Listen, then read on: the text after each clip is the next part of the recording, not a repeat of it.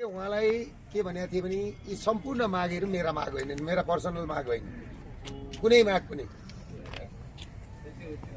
लघुवित्त पीडित, सहकारी पीडित, ब्याङ्कमा कालो सूचीमा परेका, ब्याङ्कबाट लिलामी प्रक्रिया, आज नेपालीहरू 70 लाखभन्दा बढी मान्छे भूमिविहीन सुकुम्बासी भए, कबाड व्यवसायी भए होइन। आज सडकका किनारमा मान्छेले मकै पोलेर चाहिँ नि पेट पाल्छु भन्न पाएन। यी यावत विषयमा छलफल भयो र मैले उहाँलाई पटक पटक पनि झकझकाएँ प्रधानमन्त्रीलाई, तपाईँलाई नातिसँग बस्न मन छैन, तपाईँको नाति नेपाल ल्याउने व्यवस्था ल्याउँ भनेर भनेपछि म के भन्नुहुन्छ भने गम्भीर मुद्रामा यो के हो खुस गर्नुहुन्छ कले जस्तो। मैले के भने तपाईँ नगल्नुहोस्, तपाईँले गर्नु पर्दैन होइन। यो कसको झरो हो तल होइन, मैले टिपिदिनु पर्यो नि त। यो कसको झरो, यो डन्डी होइन।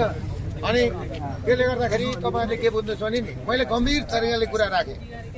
यी मुद्दा तपाईँका पनि होइन, यी मुद्दा मेरा पनि होइन, यी मुद्दा देशका हुन्, नेसनलका हुन्।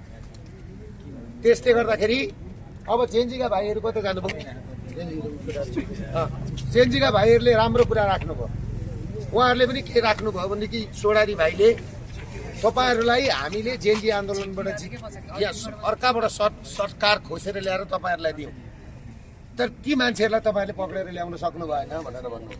र आज हाम्रा जेएनजीहरू 1100 जेएनजीहरू चाहिँ आज थुनामा छन् भाइ बहिनीहरू।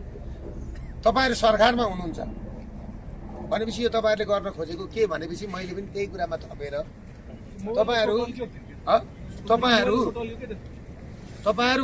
उनीहरूले खोसेर ल्याइदिएको सरकारमा बस्ने अनि उनीहरूलाई नै थुन्ने भन्ने हिसाबले मैले कुरा गर्देँ।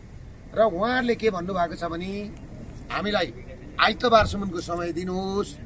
आइतबारसम्मको है कुरा भन्नुभयो कि आइतबार पनि आइतबार हामी सकौँ, सही गरौँ दुई पक्ष बसेर, र सोमबारको क्याबिनेट छ त्यसबाट हामी पास गर्छौँ।